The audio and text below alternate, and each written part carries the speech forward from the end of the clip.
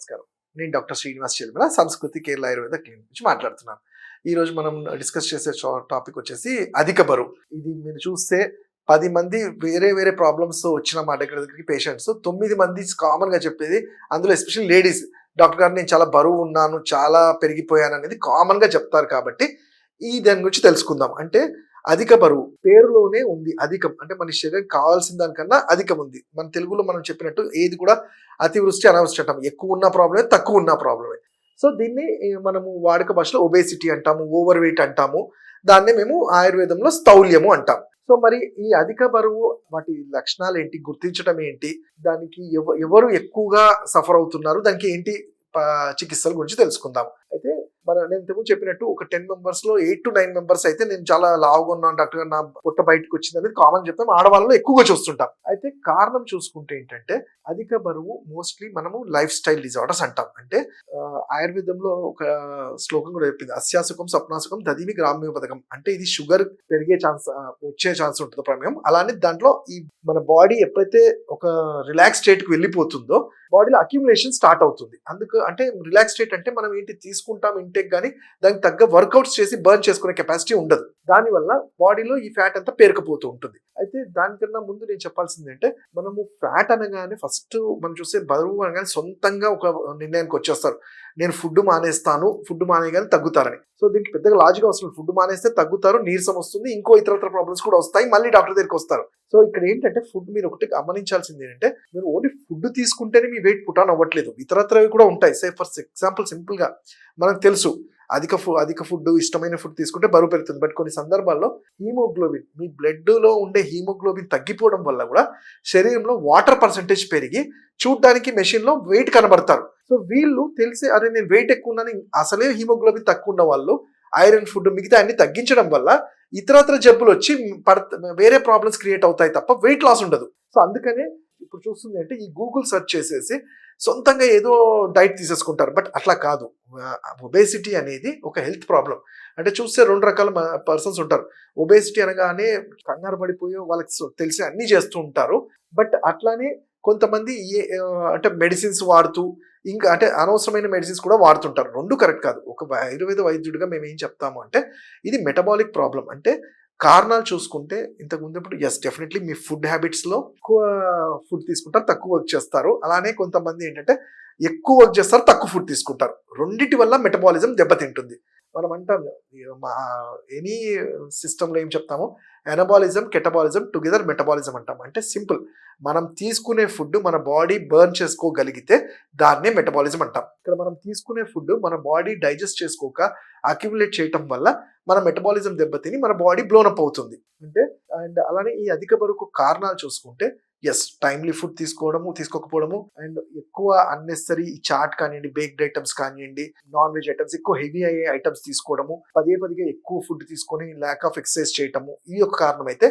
ఇంకొంతమంది డాక్టర్, మేము అసలు ఫుడ్ చాలా తక్కువ తీసుకుంటాము, ఎక్సర్సైజ్ చేస్తాము, అయినా కానీ వెయిట్ పుట్ ఆన్ అవుతున్నామంటే వీళ్ళలో హార్మోనల్ ప్రాబ్లమ్స్ ఏమన్నా ఉన్నాయో చెక్ చేయాలి. అంటే ఎస్పెషల్లీ ఆడవాళ్ళలో ఇదేంటే progesterone, oestrogen, PCOS, polycystic ovary diseases లో కూడా బాడీలో తెలియకుండానే ఫ్యాట్ అక్యుములేట్ అవ్వడం చూస్తుంటాం. అలానే థైరాయిడ్ కండిషన్స్లలో కూడా ఫ్యాట్ అనేది అక్యుములేట్ అవుతుంటాయి. సో ఇలాంటి వాళ్ళలో మీ ఫుడ్తో సంబంధం లేకుండా హార్మోన్స్ వల్ల కూడా వెయిట్ పుట్ ఆన్ అవుతారు. సో అందుకని అక్కడ అవి కరెక్ట్ చేసుకోవాల్సి ఉంటుంది. అండ్ కామన్గా ఏ దానికైనా కానీ మనకి ఒకటి ఇక్కడ హెచ్చరికలాగా నేను చెప్పాలనుకునేది ఏంటంటే, మీరు వైద్యుల్ని కలవకుండా ఏదో మార్కెట్లో దొరికే మందులు తీసుకొని నేను 10 కిలోస్ తగ్గాను, అయితే ఆ డైట్ చేసి 20 కిలోలు తగ్గాను అంటే, మీరు ఆలోచించాల్సి, ఎంత షార్ట్గా మీరు వెయిట్ తగ్గుతారో మీ సిస్టంలో ఉండే, అంటే మీరు మీ కిడ్నీస్ కానీ లివర్ కానీ ఒక 2-3 కిలోలు 2-3 నెలల్లో ఇవి ఫిల్టర్ చేసి పంపించాల్సింది మీరు 1 నెలలోనే చేయటం వల్ల వాటి మీద ఒత్తిడి పెరిగి అనవసరమైన కాంప్లికేషన్స్ అరైజ్ అవుతుంటాయి. అంటే ఫ్యాట్ ఒక్కటే మన శరీరంలో కాదు. ఎందుకంటే మీరు చూసుకుంటే ఒక 10 కిలోస్ మీ బాడీలో నుంచి వెయిట్ తగ్గింది అంటే దాంట్లో 3 కిలోలు మాత్రమే ఫ్యాట్ ఉంటుంది. మిగతా 7 కిలోలు సోడియం, ఎలక్ట్రోలైట్, పొటాషియం, క్లోరైడ్, అన్ని ఎలక్ట్రోలైట్స్ అనేవి మన శరీరానికి అవసరం. సో మీరు ఫుడ్ తీసుకోకుండా ఏదో మిరాకిల్ మెడిసిన్స్ అని చెప్పి ఇలాంటివి తీసుకొని మిగతా వాటిని కూడా శరీరం నుంచి పంపడం వల్ల బాడీకి జరగాల్సిన డ్యామేజ్ కూడా జరుగుతుంది. అలానే మిగతా ఆర్గాన్స్ కూడా పనిచేయడం తప్పు. అది తర్వాత స్టేజ్ తెలుస్తుంది. సో అందుకే మేమేంటాము, మీ మెటబాలిక్ ని కరెక్ట్ చేసుకుంటూనే అది 1 కిలోనా 2 కిలోస్ కాదు, టైం తీసుకున్నా ప్రాపర్ గా ఎటువంటి కాంప్లికేషన్స్ లేకుండా ఈ అధిక బరువుని అధిగమించాలి. దానికి ఆయుర్వేదంలో మేము ఏం చెప్పాము, స్థౌల్యాహార చికిత్స అంటాం. అంటే ప్రతి 6 గంటలకి కొంచెం కొంచెం ఫుడ్గా తీసుకోమని, పొద్దున బ్రేక్ఫాస్ట్లో కూడా మనం మూంగ్ దాల్ అంటాం, అంటే గుండు పెసర్లు లాంటివి ఉడకబెట్టుకొని, మొలకెత్తినవి కాకుండా ఉడకబెట్టినవి తినడము, సొరకాయని పీల్ చేసి ఆ జ్యూస్ తాగటం వల్ల కూడా ఈ ఇన్సులిన్ ఇన్సఫిషియన్సీ, గ్యాస్ట్రిక్ ప్రాబ్లమ్స్, అలానే ఫ్యాట్ని అబ్జర్వ్ చేసుకోవడము, ఇవన్నీ కూడా చేస్తాము. అలానే ఇంటి చిట్కాలు, మనకి ఈ బెల్లీ ఫ్యాట్ అనేది చాలా ఇంపార్టెంట్. ఇది ఎందుకంటే ఇక్కడే స్టోరేజ్ స్టార్ట్ అవుతుంది, ఎండ్ అవ్వడం కూడా ఇక్కడే అవుతుంది. సో దీనికి ఏం చేస్తాము అంటే మా సింపుల్గా చిట్కా, ఈ ఫ్యాటీ లివర్ అంటే కొంచెం ఫ్లాబీగా ఉన్నదాన్ని ఆ శాక్ కంట్రోల్ చేయడానికి, కొంతవరకు ఫ్యాట్ని మొబిలైజ్ చేయడానికి ఏం చేస్తామంటే ఉలవలు, ఇంట్లో దొరికే ఉలవల్ని పౌడర్ లాగా చేసి బాగా పులిసిన మజ్జిగలో అప్లై చేసుకొని, కొన్ని తైలాలతో అప్లై చేసుకొని ఆపోజిట్ డైరెక్షన్ పెట్టడం వల్ల ఈ ఫాలికల్స్ లో ఉండే ఫ్యాట్ అనేది కొంచెం మొబిలైజ్ అవుతుంది, స్కిన్ అనేది సాగినెస్ నుంచి కొంచెం ఇంటాక్ట్ పెరుగుతుంది. ఇవన్నిటితో పాటు ఆయుర్వేదంలో చాలా మంచి చక్కటి ఔషధాలు చెప్పబడ్డాయి. నౌక గుగ్గులు అని కానివ్వండి, వరణాది కషాయం అని కానివ్వండి, ఇలాంటివి తీసుకోవడం వల్ల ఫ్యాట్ అక్యుములేషన్, అంటే ఫ్యాట్ ఎక్కడైతే అబ్జర్వ్ అవుతుందో ఆ సెల్స్ ని వీటిని బర్న్ చేయడానికి హెల్ప్ అవుతుంది. అలానే పూర్వకర్మాస్ ఆయుర్వేదంలో చెప్పబడిన చికిత్సల్లో ఉద్వర్తనము, కొన్ని స్పెసిఫిక్ పౌడర్స్ ని ఆయిల్స్ తో పాటు అప్లై చేయటం వల్ల అక్యుములేట్ అయిన ఫ్యాట్ ని కూడా మొబిలైజ్ చేయడానికి అవుతుంది. బ్లడ్ లో ఇప్పుడు చూడండి, అదే ఫ్యాట్ బ్లడ్ లో వెళ్తే కొలెస్ట్రాల్ అంటాము, లివర్ లో వెళ్తే ఫ్యాటీ లివర్ అంటాము, యూట్రస్ లో వెళ్తే ఫైబ్రాయిడ్స్ అంటాము. సో కొలెస్ట్రాల్ లో కూడా ఈ ఫ్యాట్ ఉండడం వల్ల, అధిక మోతాదులో ఈ ట్రైగ్లిజరైడ్స్ ఉండడం వల్ల బాడీకి, హార్ట్ కూడా ఒక్కొక్కసారి రక్త ప్రసరణ స్టాప్ అయ్యి చాలా కాంప్లికేషన్స్ అరైజ్ అవుతాయి.